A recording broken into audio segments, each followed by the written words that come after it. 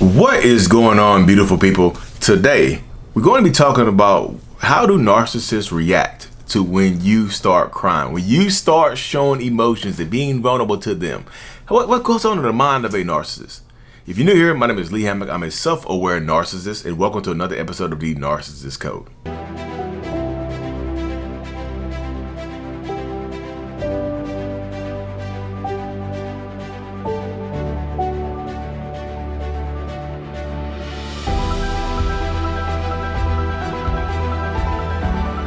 So boom, welcome back, folks. So yes, y'all, we're gonna talk about 3 different ways that narcissists can react to your tears, to you crying and expressing your emotions, to you being hurt and feeling some type of way about that narcissist or the toxic person, or how they're, what's going on with them and whatnot. Before we hop deep into today's episode, y'all, make sure if you haven't already, to check out joining one of my support groups. One of my biggest support group. It's called the Mental Healers. You can find it at courses.mentalhealness.net, or you can go to mentalhealness.net and just scroll down through the page. There's a lot of people in the support group helping each other out. I'm in there every single day responding to the questions, helping people out as well. We do group meetings on Sundays and throughout the week as well. So check it out. But yes, 3 different ways that narcissistic people, toxic people can react to you crying and whatnot. So the first way is anger. Roar. The angry, toxic, narcissistic person. That the angry rage that you get from a toxic, abusive narcissist that is angry as hell at you, right? This happens quite a bit to people who are dealing with narcissists, to people who are experiencing narcissistic abuse, right? This is part of it. They can get very angry at you. Like, your tears or your voice cracking or whatever, it's like lubricated shame. Lubricated shame, like wet accountability. That's what this represents to that narcissistic person in your life, right? That anger and shame that come along with it. They are mad as hell. They want to get back at you. They want to hurt you. They want to harm you because your tears, especially if it's something is a result of something that they themselves have actually done. If it's something that they are absolutely responsible for, they cannot stand it. They hate it. They hate accountability. They hate when you're trying to hold them accountable. They hate it.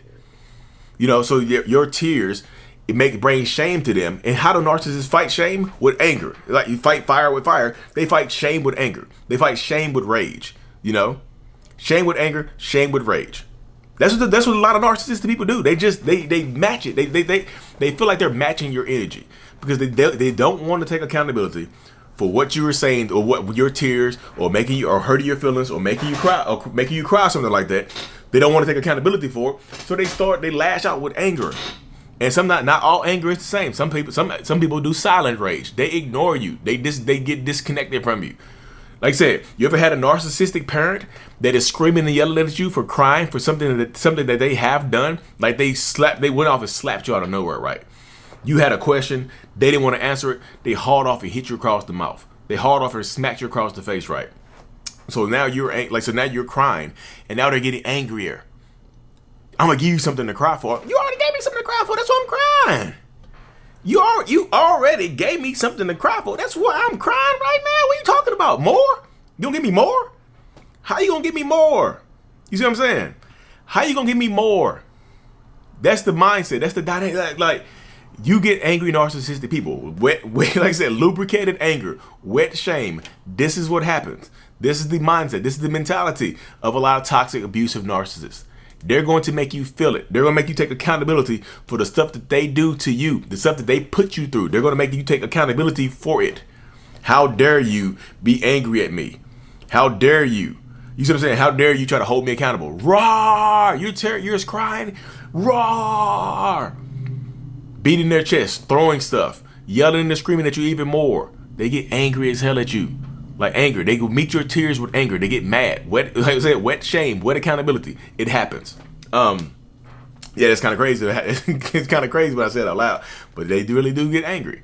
The next way, the number 2 way that they can react is, they just react. They don't give you a type of reaction. They call you manipulative. They think like this is what goes through their minds.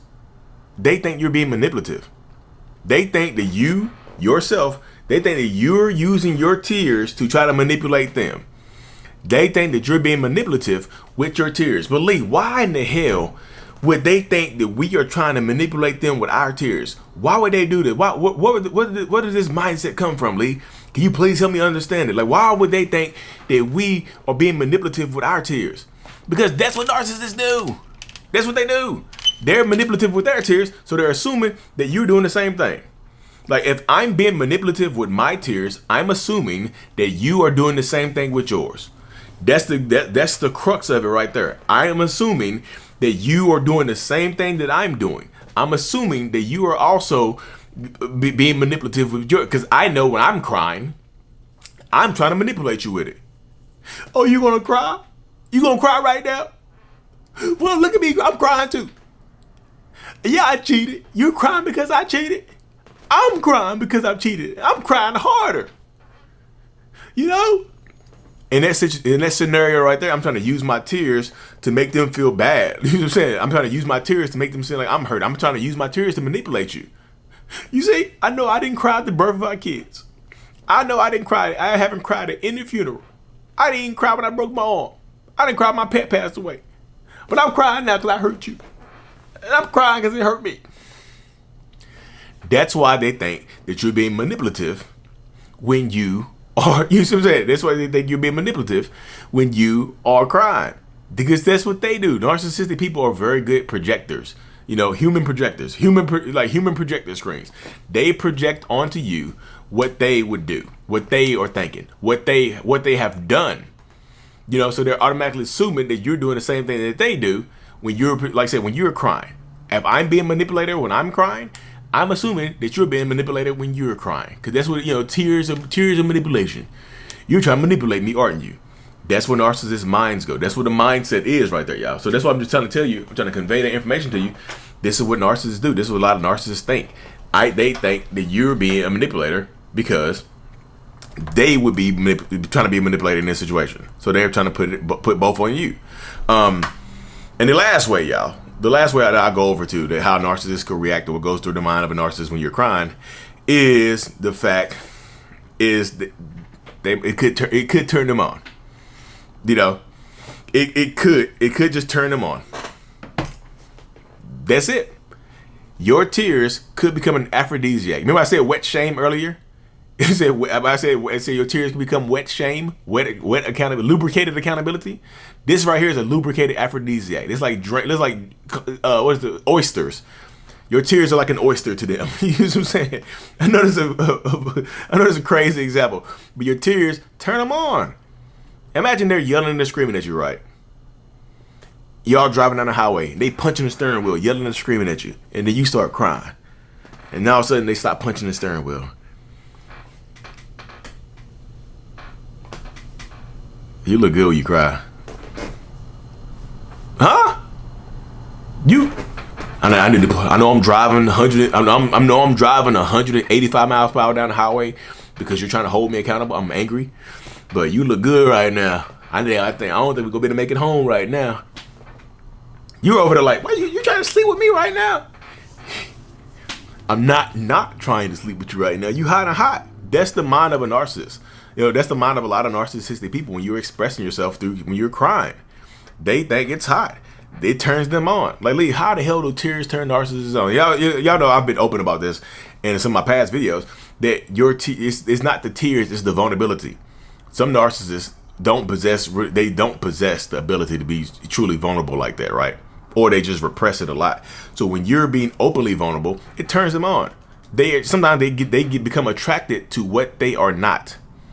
They become attracted to what they are not. So they can become attracted to things that they cannot do themselves. So you expressing your vulnerability, it turns them on. Like that's how my mind used to be. That was one of the private things that I would ask that's one of my private things I would ask my therapist. I was just like, why does it turn me on? Why does it? She's like, oh yeah, it's the vulnerability. You don't like being vulnerable. You don't like getting deep and vulnerable. So the vulnerability turns you on. Like, you can counteract that by being more open and vulnerable in your everyday life. So the more open and vulnerable you are in your everyday real life, the less likely the tears or vulnerability of somebody else, the yelling and screaming, the big reactions that other people give you might not turn you on.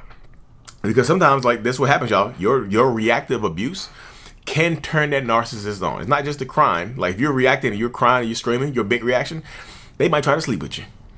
It might turn them on. So that's one of the reasons why right there, y'all. That's why I had to break this video down for you. I know I've done other videos on crime before, but that's the mindset, the mentality of a lot of narcissists, a lot of abusive people. They become attracted to the things that they themselves cannot do. They become attracted to the things that they themselves wish they could do. Like crime, being able to express themselves and not being judged, being safe, being vulnerable. You see what I'm saying?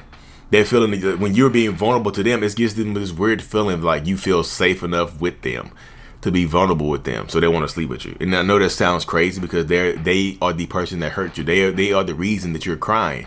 But it's just this weird mindset that a lot of narcissists have, and I'm like that's how my mind used to work. You know what I'm saying? It's just like, damn, you look good when you cry. I didn't know what it was. Like, it's just a weird feeling that takes over you, y'all. When somebody's crying, and it's just like the people that you're attracted to are crying, women that you're attracted to, people whoever you're attracted to, y'all. When they would cry, I'm just like, what is going on with me? You know what I mean? Woo, get hot and sweaty. I know I'm hot in here right now. But it's hot in my office. But anyways, y'all, thank y'all for tuning into this episode. Hope I didn't bore you to death. If you haven't already, make sure to subscribe to the channel. Y'all know it helps reach more people. And the more people we reach, the more people we can teach. The more people to teach, the more people I learn from. Reach one, teach one. I appreciate y'all logging on. I appreciate y'all tuning in today. Make sure, like I said, make sure to subscribe. And as always, y'all, mental illness is out. Peace. Thank you so much for making it to the end of my video. I am extremely grateful for you. Have no idea.